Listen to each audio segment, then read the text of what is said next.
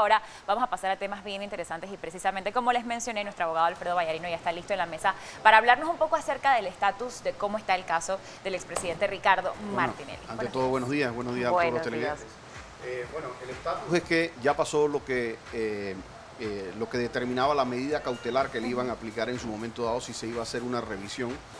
En todo lo que refiere a medidas cautelares en general, en todos los casos del sistema penal acusatorio, siempre es provisional, siempre puede variarse de acuerdo a si se dan o no nuevas circunstancias a lo largo del proceso. Y ahora el día lunes vamos a estar viendo lo que se conoce como una audiencia intermedia.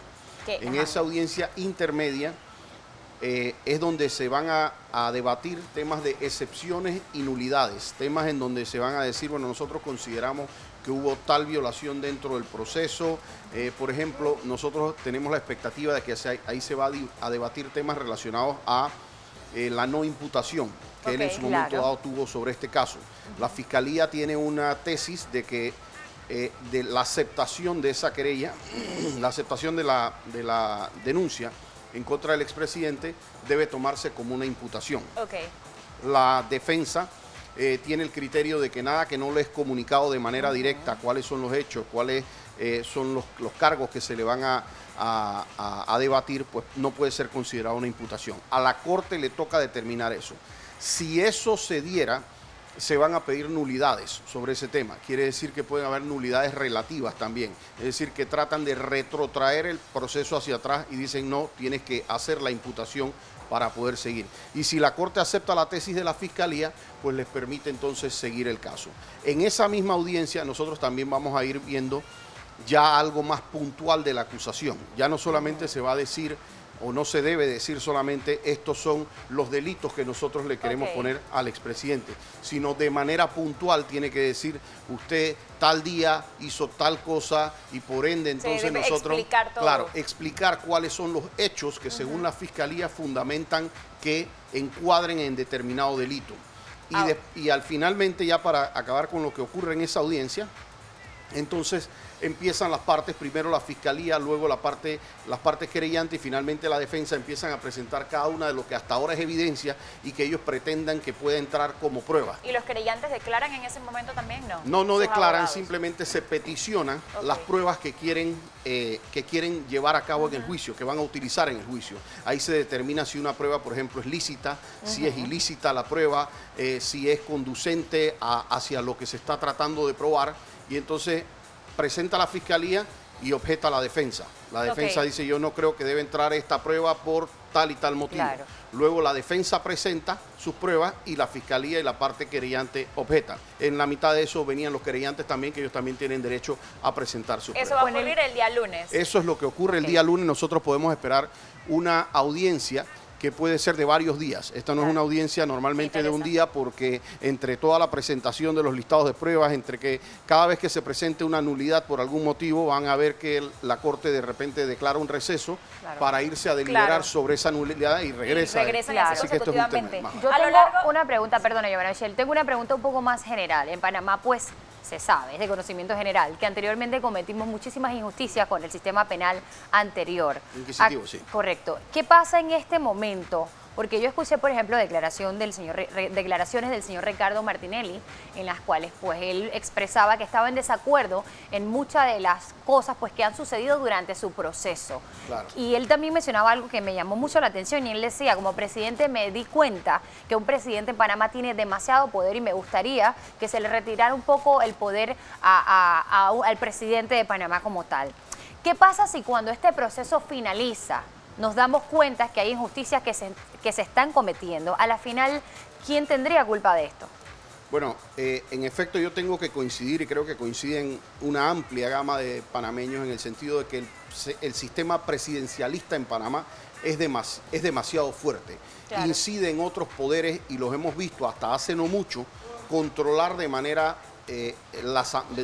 muy clara la Asamblea Nacional, a través de eso generar presiones en la Corte, porque se tiene la comisión de credenciales, a través de los presupuestos, y sí es necesario esas reformas constitucionales. Tenemos décadas hablando de esas reformas constitucionales. Lastimosamente no hemos llegado a lo que queremos, porque no es fácil que quien tiene el poder lo decida soltar. Claro. Y esto casi que tiene que venir difícil, por parte de la presidencia y por parte de los diputados. Es difícil que ellos mismos decidan promover algo para autoquitarse. Ahora que menciona eso, no va a disculpe, pasar yo entiendo que por el Panamá momento. tiene una constitución distinta a la de España, pero entiendo que hace poco, por ejemplo, allá se hizo una votación, que no recuerdo el nombre del proceso, en la cual ciertas personas del gobierno se reúnen y deciden si sacarle al presidente del poder o no. ¿En Panamá se puede hacer eso? No, porque ese es un sistema parlamentario. Sí. Entonces, cuando es un sistema parlamentario, hay lo que se llama una democracia indirecta. Ok. No se ejerce de manera directa, sino que se eligen a personas y esos a su vez eligen Ok. a otras personas, y cuando se pierde el control del Parlamento en sistemas europeos, normalmente entonces el jefe de gobierno dimite, Ok. sale porque no puede mantener de todas maneras control del país, ¿no? Sobre el caso del expresidente, hay muchas palabras que siempre escuchamos y yo quiero que de repente las pueda aclarar el día de hoy para que todos podamos comprender un poquito más. Diligencia, audiencia, ¿cuáles son las diferencias? Habeas corpus, se interpuso un habeas corpus también Sí. porque resulta ser en contra del juez de garantías Jerónimo Mejía, porque no se le quiere reconocer al expresidente Ricardo Martinelli el año que ya estuvo detenido en Miami. Entonces, ¿podría explicarnos un poquito esos conceptos para estar un poco claros de en realidad qué está ocurriendo cuando lo escuchamos estas A ver, palabras? el habeas corpus lo presentó una persona. Un habeas corpus lo puede presentar cualquier ser humano, no tiene ni siquiera que ser abogado y en favor de quien sea. Entiendo que la defensa del expresidente Ricardo Martinelli ha explicado que ese habeas corpus no lo presentaron ellos. Ok. Y de hecho toma un tiempo desistirlo, no se desiste de hoy a mañana. Lo segundo, yo en mi criterio muy particular estaría mal enfocado, Ok. porque quien termina ordenando la detención de Ricardo Martinelli es la propia Corte Suprema de Justicia, Ok. no Jerónimo No Mejía. específicamente. No Jerónimo Mejía, así que en todo caso cualquier revisión de eso estaríamos haciendo. Ese es el problema cuando uno tiene procesos que son de única instancia. Es decir, Claro. que ya la Corte Suprema es quien está juzgando como juez natural, porque entonces ante quién recurre tú. Claro, Claro. Eso responde un poco a escenario. mi pregunta anterior. ¿Quién responde ante las posibles injusticias que se estén cometiendo durante este proceso? Bueno, en el evento de que posterior al proceso se dieran cuenta que una prueba fue contaminada, que Claro. se mandó a poner a una persona a declarar en contra Ok. y se declarara un falso testimonio, cualquier decisión judicial existe lo que se llama el proceso de revisión. Ahora, yo me imagino que una de las cosas que nosotros vamos a estar viendo por parte de la defensa del expresidente Martinelli es que ellos van a estar un poco midiendo cómo está la situación dentro de la Corte Suprema de Justicia. Si en un momento dado ellos sienten, nos estamos dando contra la pared porque no importa lo que nosotros digamos, ya aquí hay una línea, el expresidente Martinelli siempre tendrá la posibilidad de renunciar a su cargo del Parlacén. Claro. Ok. Y si él renuncia al cargo del Parlacén, Cambia automáticamente ya la Corte Suprema de Justicia no puede entrar a juzgarlo, en cuyo caso el caso pasa a la justicia ordinaria y entonces tendrá que pasar por una fase claro. de fiscales, jueces, todo. Entonces, desde el punto de vista de estrategia de defensa, me imagino que ellos están revisando un poquito cómo están, van a estar muy atentos a lo que pasa con el juez de garantía, que sí le corresponde a Jerónimo Mejía ver la parte de la fase intermedia. Y ellos estarán viendo, bueno, vamos a ver si nos dejan presentar nuestras evidencias, si no nos tratan de tumbar todas nuestras evidencias, si cuando nosotros cuestionamos la ilicitud de una prueba o el tema de que no Claro. sea pertinente, si nosotros vemos un grado de imparcialidad en esto, porque si nosotros no lo sentimos, si yo estuviera en la defensa y sin querer hacer ninguna recomendación pública, Claro. pero yo obviamente quisiera sentirme que tengo un juez de carácter imparcial. Si yo en un momento dado Claro. me siento que eso no es así, ya hay que buscar otras opciones y hay que buscar que el escenario político, acuérdate que los escenarios políticos también cambian. Claro, es Pero que- si no te sientes cómodo con tu juez de garantías, Sí. ¿cómo hacemos para cambiarlos? Porque él es el designado, ¿no? Porque si él renuncia al Parlacén, ya la Corte Suprema de Justicia pierde conocimiento. Claro. Entonces, por ende, ya desaparece el fiscal Harry Díaz, desaparece el juez Jerónimo Mejía y Todo. desaparece la Corte Suprema como juzgador. Fue un poco lo que ocurrió con el ex magistrado Benavides. Él lo estaba procesando la Asamblea, le habían ya designado fiscales y jueces de garantía, pero llegó un momento en donde él sintió que podía haber un condimento, ya fuera político, mediático, de cualquier otro escenario, y él dijo, no, yo prefiero irme por la justicia ordinaria. Claro. 2 años, 3 años después, nosotros ni sabemos qué ha pasado dentro del Claro. proceso del Sí, magistrado. porque son Benavides. procesos que lógicamente se van a alargar. y Claro, van a demorar mucho se más. alargan, permiten otros momentos políticos. Es claro que aunque, vamos a ponerlo de esta manera, aunque Juan Carlos Varela fuese un ángel, ¿verdad? Y no estuviese haciendo absolutamente nada, genera para cualquier juzgador una presión saber que yo estoy juzgando al enemigo número uno del presidente de la República. Es que de hecho yo noto, disculpen, los medios de comunicación, de que en cada periódico tú notas claramente quién está atacando y quién no está atacando al expresidente Ricardo Martinelli. Y a la final yo siento que tú ves muy poco medios de comunicación que sean neutrales, que traigan la noticia como va.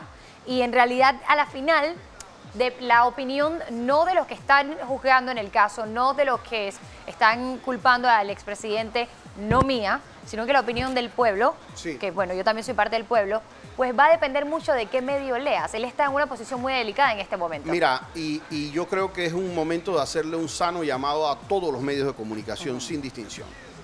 Hay que tratar de ser objetivos. Entendemos que cada parte tiene su preferencia, eso lo puede tener. Pero tenemos que entender lo que son realidades jurídicas. Una realidad jurídica del expresidente, yo puedo pensar que él es culpable o inocente. Esa es mi decisión como yo la quiero pensar. Pero tengo el deber de respetarle la condición de inocente hasta tanto él no sea juzgado. Ese es un deber que tengo que respetárselo a él o a cualquier otra persona. Tengo que respetarle esa condición. Entonces, nosotros como panameños tenemos que creer en un juicio previo. Es decir, si a una persona se le va a aplicar pena de muerte, no vamos primero a matarlo y después a hacerle el juicio. Eso no tendría ningún sentido. Como ya se hizo con muchos panameños. Si a una persona se le va a aplicar pena de prisión, no tiene mucho sentido aplicarle primero la prisión y luego determinar si debía ir o no a prisión. Mi experiencia personal está llena de cientos de personas que estuvieron detenidas y que al momento que fuimos a juicio le dieron una declaración de inocente. Eso a nosotros nos hace ser muy exigentes con que aquí se cumplan principios garantistas. No se trata de Ricardo Martinelli o no Ricardo Martinelli. Se trata de que la norma tiene que ser que una persona espera el juicio en libertad. La excepción es que cuando hay verdaderamente personas peligrosas, un asesino en serie, un violador en serie, y existen una serie de condimentos, peligro de fuga, peligro de contaminación de evidencias, peligro para terceras personas, esos elementos hacen que entonces se pueda aplicar de manera provisional la detención provisional. Yo sí invitaría a las personas, porque a mí me encanta ver, y eso que nosotros manejamos la parte penal es nuestra especialidad. Pero a mí me encanta ver cuando yo veo gente que dice no, porque él es culpable o él es inocente, y todavía en el juicio no se ha presentado ni la primera prueba. Es decir, nadie sabe ni siquiera qué es lo que hay en todas esas carpetillas. En todos esos documentos. Entonces, estamos haciendo una opinión no formada. Exactamente, y por eso pasa mucho en las redes sociales y por eso tenemos que ser muy cuidadosos con los comentarios que emitimos. ¿Qué podemos esperar? Entonces, a partir del día lunes se va a cambiar la medida cautelar mientras esté ocurriendo el tema de la audiencia. ¿Podría pasar eso? ¿Qué va a pasar? De poder pasar, pudiera pasar, lo veo improbable. No sé ni siquiera si la defensa lo va a peticionar en ese momento. Una vez que se acaba esta audiencia, que vuelvo a decir, es una audiencia que no debe durar un día, debe ser varios días que va a durar esa audiencia, entonces se fija una fecha de audiencia de juicio oral. Que es donde aquí se van a listar, aquí se van a decir, mire, yo quiero traer a fulanito, sultanito y tal como testigo. Estos son los hechos que yo le imputo al expresidente. Según mí, él cometió este delito y lo hizo así. Tal día él hizo tal cosa y tal. Eso es lo que nosotros vamos a ver en esta audiencia.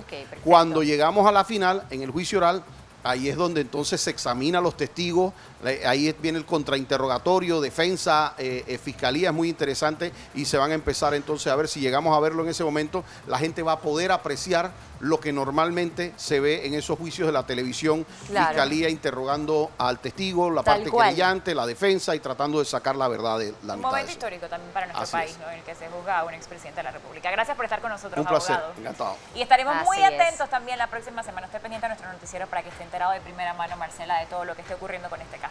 Así es, como dijo Giovanna Michelle, momento histórico, así que hay que estar pendiente.